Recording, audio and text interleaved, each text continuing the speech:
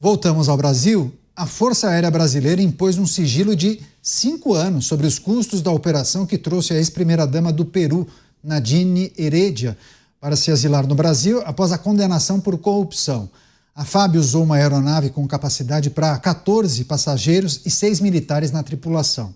No dia seguinte à chegada de Nadine, o portal Metrópolis questionou o poder sobre os custos do voo por meio da Lei de Acesso à Informação.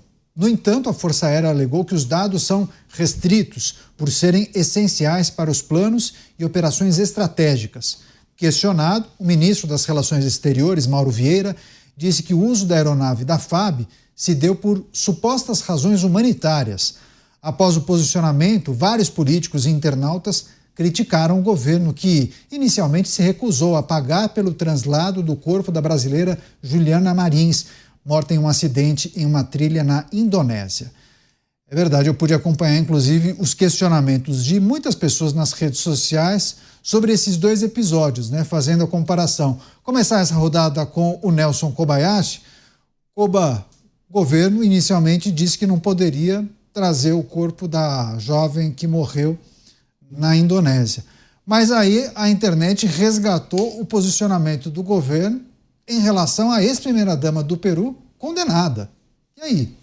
E aí que a gente está vendo o governo agir de acordo com a repercussão e não com as regras, com as leis. Afinal, se alguém morrer no exterior, a FAB tem que resgatar ou não tem que fazer o resgate, o traslado do corpo? Essa deve ser uma questão objetiva, clara, independente se há ou não há repercussão.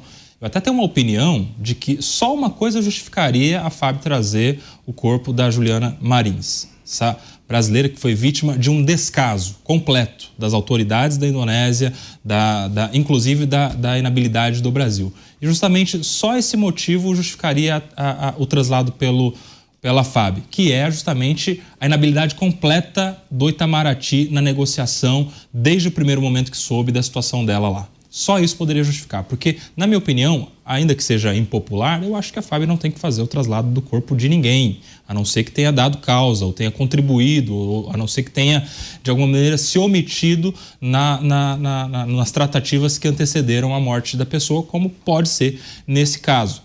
Mas eu acho que a FAB não tem que fazer o transporte de ninguém, porque se fizer o traslado do corpo da Juliana, tem que fazer do traslado de qualquer pessoa pelo mundo todo e não só pelo mundo. O governo tem que começar a arcar também com o traslado de corpo dentre os estados da federação, dentre as cidades, dentro do estado. E aí a gente vai ter que ter alguma regra em relação a isso. O que não pode é a repercussão dizer se o Brasil arca ou não arca com os custos. Isso é injusto. Isso é injusto com as pessoas que não têm a mesma cobertura midiática. Isso é injusto com as pessoas que não sabem ao certo se há ou não há esse direito. Vai depender de quem? Vai depender do quanto isso foi exposto na mídia ou não. Apesar de ser muito sensível, solidário à família que vive essa tragédia e naturalmente uma tragédia que poderia ter sido evitada por muitas questões, seja pelas autoridades da Indonésia, seja pelas autoridades brasileiras que poderiam ter agido melhor em relação às negociações diplomáticas para o resgate da moça que aguardou por alguns dias que isso acontecesse. E, apesar disso tudo, a gente tem que lamentar a falta de regramento claro em relação à possibilidade ou não do traslado de um corpo de um brasileiro no exterior. Notícia de 2 horas atrás. Presidente promete decreto para autorizar que o Itamaraty custeie a vinda do corpo da brasileira que morreu na Indonésia. Dávila, o ministro das Relações Exteriores, há 2 ou 3 dias, tinha conversado com a imprensa, há 2 dias, tinha conversado com a imprensa, dizendo que o Itamaraty não tinha condições, porque não havia nenhum tipo de regramento e nem orçamento para realizar esse tipo de transporte.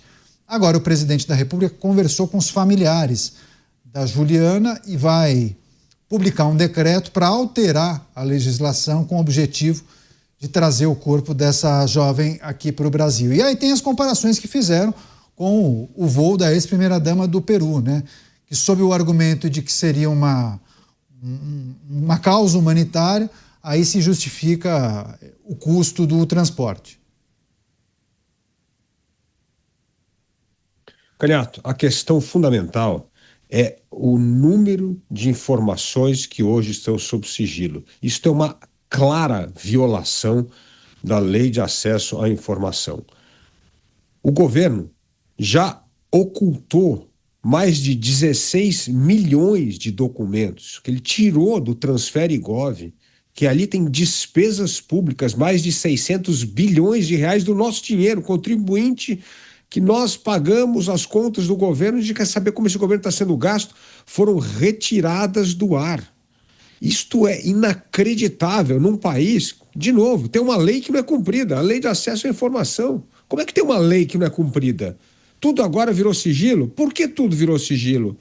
Esse é um governo que tem horror à transparência. Esse é um governo que não consegue dar transparência aos números, aos seus atos. Tudo é sigiloso. Isso é altamente antidemocrático. Isto é, querer esconder decisões de governo das reais motivações políticas, do critério da crítica da opinião pública e da informação. O que o governo faz com esta sonegação de informações, com este sigilo, é sonegar informação ao povo, às pessoas que moram, trabalham, pagam impostos, querem saber como esse dinheiro vem sendo gasto. É um absurdo. E essa é uma das atitudes que eu digo aqui, que eu fico indignado com o silêncio de todo mundo. Mas por que todo mundo está quieto? Tem que estar todo mundo na mídia o dia inteiro cobrando isso. É um absurdo um governo sonegar mais de 16 milhões de documentos porque colocou sob sigilo.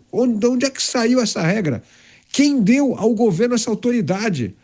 Tudo virou sigilo agora? Não existe isso. Isso é uma lei, é uma prática inventada, é um desrespeito à lei, é um desrespeito ao cidadão brasileiro, é um desrespeito ao contribuinte que quer saber como o seu dinheiro vem sendo gasto pelo governo.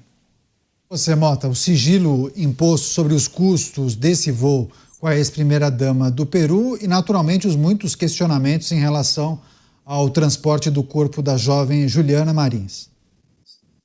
Não é difícil estimar o custo de um voo desses. Eu fiz essa pergunta ao Grok, a inteligência artificial do X. E o Grok respondeu: o custo estimado de um voo de ida e volta de Brasília a Lima, no Embraer E135, que leva mais ou menos 9 horas de voo, esse custo é estimado em $27 mil.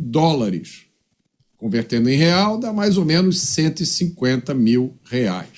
Essa estimativa de custo não inclui o custo dos pilotos e da equipe de bordo. Já o ChatGPT estima esse custo mais alto, estima em aproximadamente $50 mil, o que daria aí por volta de R$280 mil. R$280 mil.